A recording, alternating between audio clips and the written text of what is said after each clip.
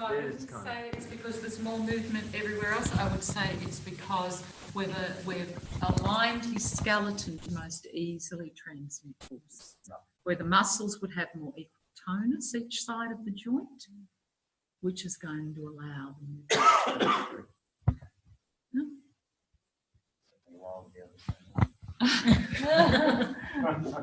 It was all the way. Another couple of years. Yeah, another couple of years is fine. And we'll just see if he wants anything under his head.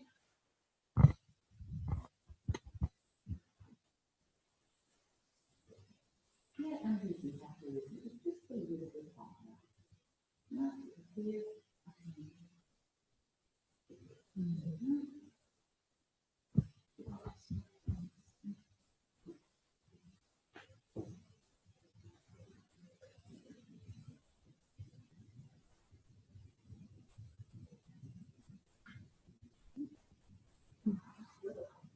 Because this is the sort of process that I go through.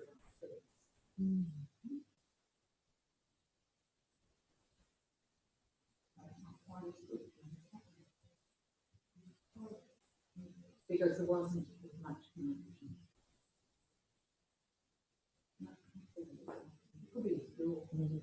Okay, so collarbones.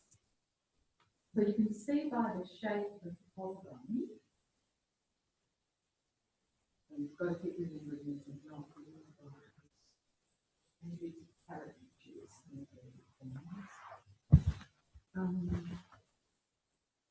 Because that is the joint, and that should be sitting down. So that you can feel, if you feel your sternum notch, the top of the sternum, you go across. So it does go up into the collarbone. Feel that? But this comes down as well. So that if you keep your fingers on this joint, which is sternum and clavicle, and gently stroke down. And you feel that swinging of the collarbone. And then turn your head to the right. You feel it to the left. And you feel it a little bit asymmetrical now. And then slightly different directions. One goes up and then over there. And people often are very different. But can you feel how there is a difference when you turn the head to what's happening on the head? So it sits down in here, so you can't really feel the first rib. So this does, and they describe it in different ways, but I think it's better to feel it on myself. One of the ways they describe it is it's like a key. The long line of it, so that that with your arm, that would be this long line of the bone rotating around. So that's the key. Talking about. You feel that rotation that it's doing around itself, but that it has to have an up and down movement to do it. So it's not a pure rotation that it does around itself. It's totally cool to do it the way that moves your other one. Absolutely. Wow. One of those things I've had to do It's because it's a beautiful S shape from the top. And again, you can see, you know, the shape of bone is absolutely amazing. It's quite thick. But you can see he's quite a different shape here, and then it really flattens out.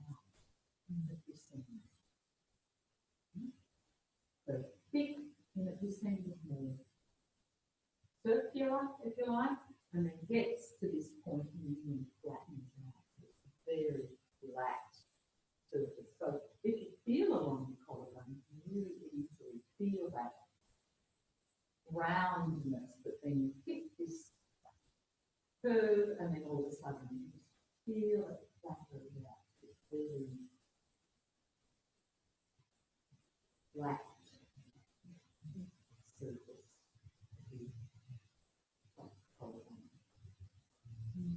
So again, if you can keep your finger here at the moment at the sternoclavicular joint, if you take your hand back and then front, back, feel the movement. Really complex movements.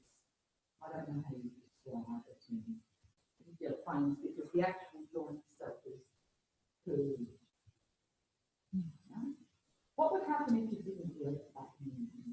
You can take it and feel what's going to happen. Yeah.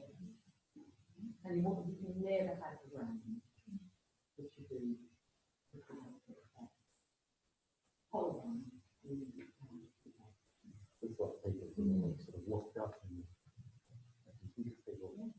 and they walk like this. This doesn't work either. Well, because there's lots of muscles. So the muscles here are attaching down to the front of the chest. There's also the really big back muscle.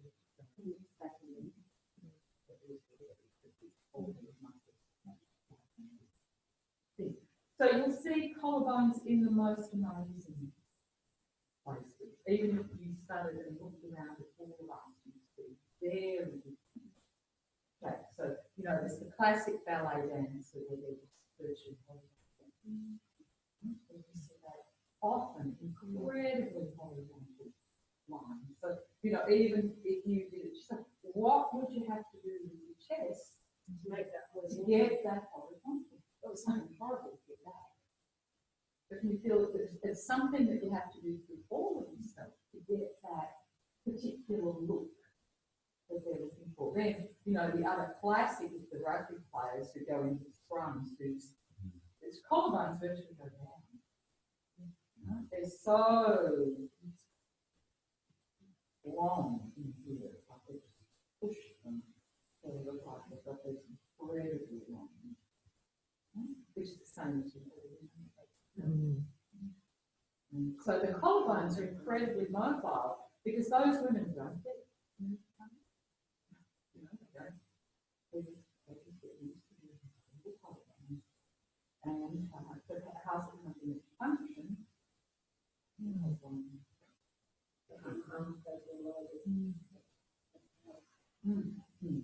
Because the muscles get muscles.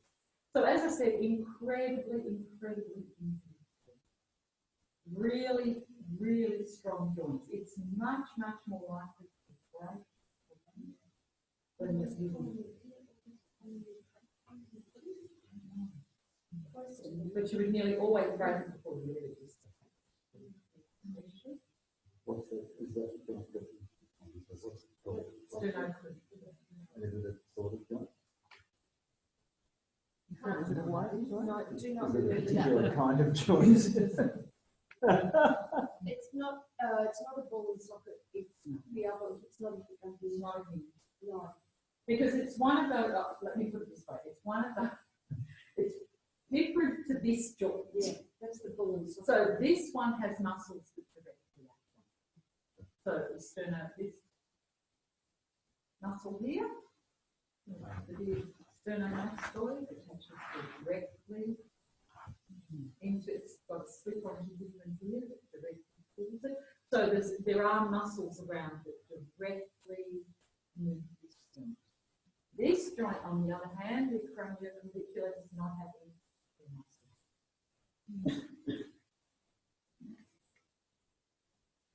So we've got this that does quite a bit.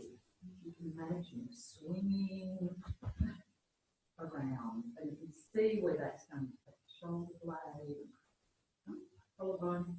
Then we get here to the acromioclavicular, which you can see is a much flatter surface. The two surfaces absolutely pretty much directly articulate with each other, and that's held together by this.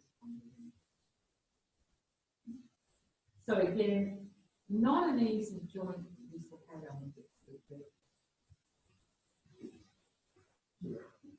So can you find this joint on yourself? So if you're following across and really notice the touch that you're using at the moment, more the fingertips you feel with as you go across, you find that little lump, like a little lump where the two of them. So it's not an absolute flush surface, it's usually a little bit of a step. That one, which one is that? You That's the find end of the as you body. come in, where you play the ball is going to be the back of the shoulder. But actually, is it bump, is it a bump? Yeah, it's a step. It's usually just a tiny little step that you feel. You feel a bit of change in the collarbone. One steps down on this side, this side on the other. They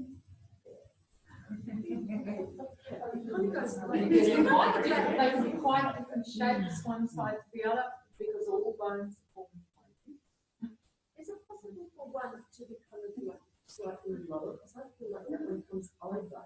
Yes, and And that would usually be because your shoulder might be lower than the back.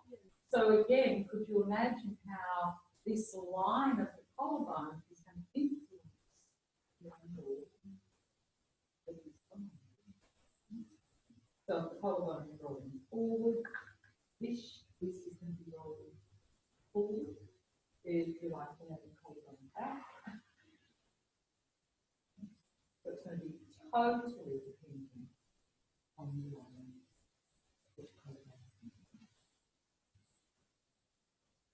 Yes, you remember, it was in Melbourne, I can't remember, no, Brisbane, who presented the joint of the leg on the collarbone? You know, and they did this amazing thing about, in some particular time, I think it was when Pride and Prejudice were written, and women, the only bit that they could show. Four, and it was that one. No, three. No, it was Brisbane, Well, you might have done it too, but Brisbane, absolutely. And that this was the only bit that would show incredibly how they held their collarbone. So important.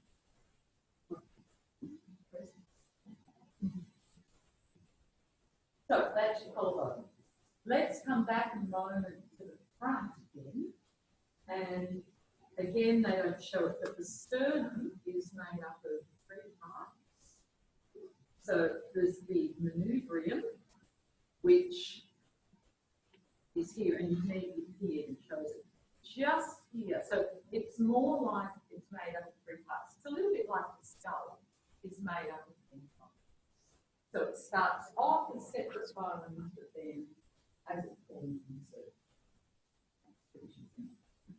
But the manubrium, which is this top triangle shaped bone, basically pretty much, if you follow down the sternum, you'll feel there's a lump.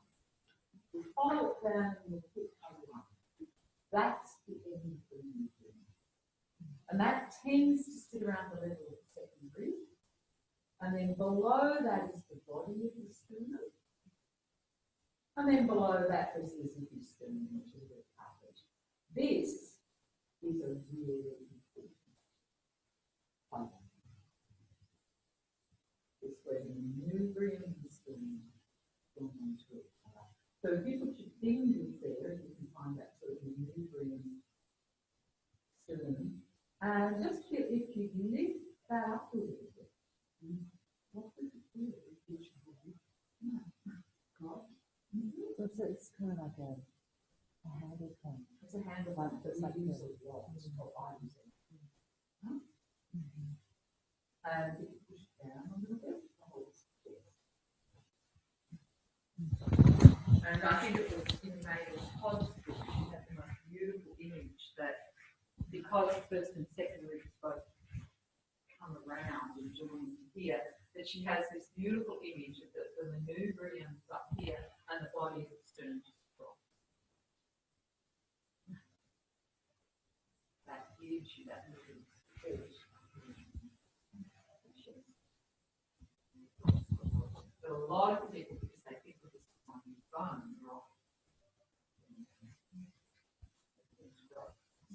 notch rather than something. Because it changes the relationship with that. Absolutely. Massively.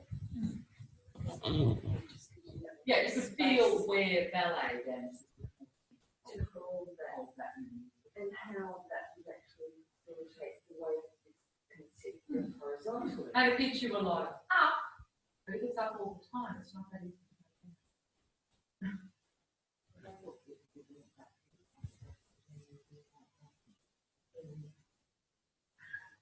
It's not a joint, but absolutely it's a great handle. There's movement all here. There's movement where all the ribs are coming in. But the actual bone itself doesn't. One bone. It's one bone, Yeah. but it gives you access into this second because the ribs can move on. Yeah. Because they're attached to the bone spine. Yeah. Yeah. But I can feel not agree. And this, for many of us, and this is why I'm going into different detail.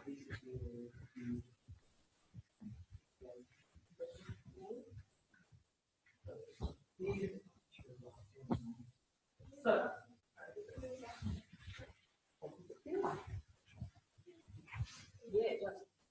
so when I'm moving that right and left, I'm really moving ribs. Yeah? And if I'm going up and down, greatly ribs without going directly to the spine. So I know we've talked before about this difference between the movement of the spine and the movement of the ribs. For many people, spine and ribs. At this point, so you can actually handle here and then let everything else go down. That's what you're. It's a good handle. Because I just felt that if I do this, I'm having extension, but at the same time, if I breathe, I can still hold here and let everything go down. Yeah, so we can. And that's how we learn in Feldenkrais. What's my experience? Is this not what I find?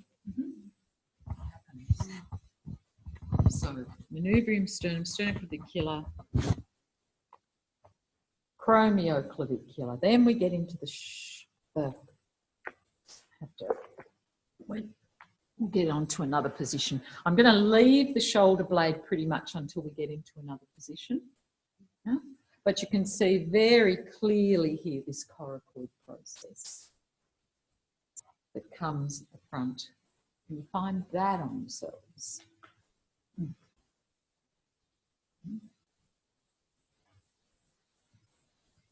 And this, again, can be in very different places on different people. Very, very different places. Highlight that one again. Which one? Oh, that one. I'm speaking. I find it really interesting because, you know, they must all be made from the same model. Yeah. Because see how they stick out so much, the coracoid process on all these guys? My skeleton doesn't do that, and I don't think I do it either. Is there a lot of muscle that covers that process? No, just that's the bone. There's a lot of muscle over the top of it. There are muscles that attach directly onto it. One of the biceps attaches directly. So it has a lot of the muscles that help bend the elbow directly attached to it, but it's also got the big pectoral, the big chest muscles coming up over the top of it. The thing for you is just, can I find it on me? And to feel that there's not much gap between that and the head of the humerus. So usually you can sort of fit. So is it a notch? It's a notch. It's a notch. It's a process. So And my why do you brain's have growing. processes? You have them to attach muscles to. So if you put your fingers on there and you take your shoulder up and down, you'll feel it doesn't move in a straight line. And that's the big thing to remember with this whole shoulder girdle complex. because it's sitting on a curved surface of the ribs, the trajectories that all these move in is absolutely predetermined. So if I've got a chest shape that I like to keep up in extension, where are my shoulder blades and collarbones more likely to be? Huh? And then if they're there, where does this coracoid process sit? And if I go up and down, and then just feel the difference. Change the shape of your chest a little bit. Feel how that changes where your shoulder girdle is. Feel it's going to get more prominent. Can you feel the further your chest is rounded, usually the more prominent that bone gets, which makes sense. No? If this is coming rounded, it's coming further forward in space. So just the whole arrangement of these bones is going to make a huge difference to where you feel them. So again, keep your finger on it and just take your shoulders forward and back. And feel again, it can't travel in a straight line. It doesn't do this. It has to go in an arc to get over your ribs. Feel if you try and take it in a straight line back. It happens.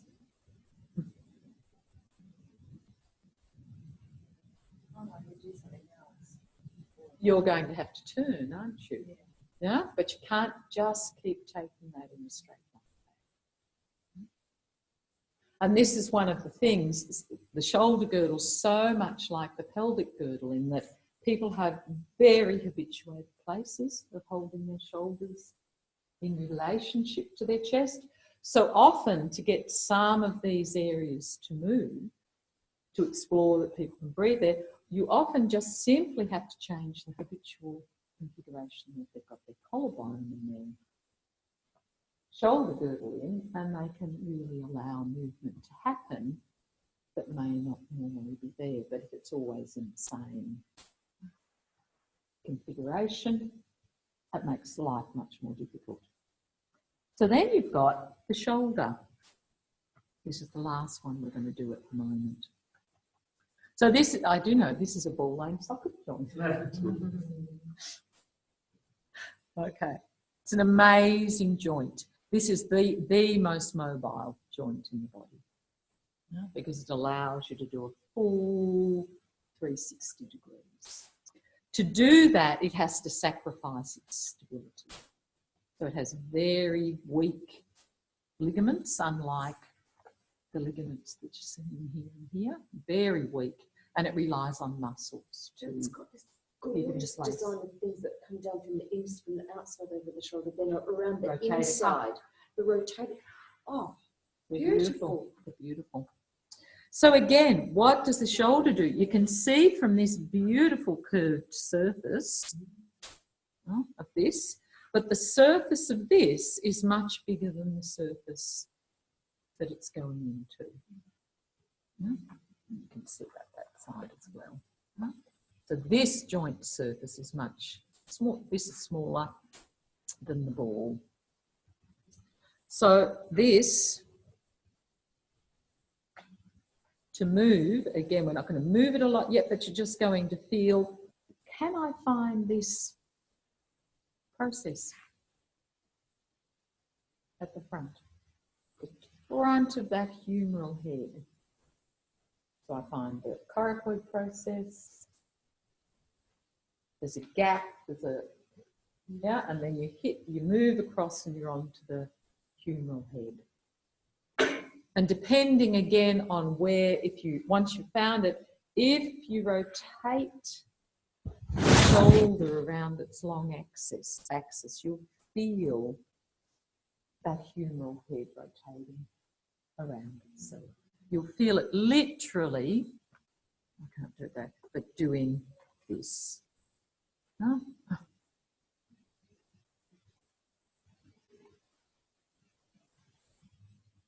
Okay, so let's do one last thing before we go and explore this on someone else. So if your chest was more up, And you can feel where your shoulder blades go, where your collarbones go. What position would you be more likely to have your arms in if you were lying on your back? Palms up. Yeah, probably. It would be sort of heading toward palms up.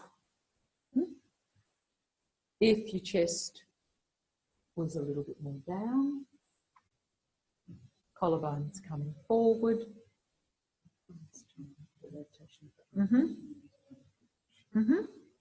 So just move between those. So that would be sort of the congruent skeleton, if you'd like. You're going to find every variation in that because many people's shoulder blades don't follow where their shoulders go, where their arms are going. So get a partner, set them up so that you've got them in as comfortable position as you can, and then just begin to explore some of these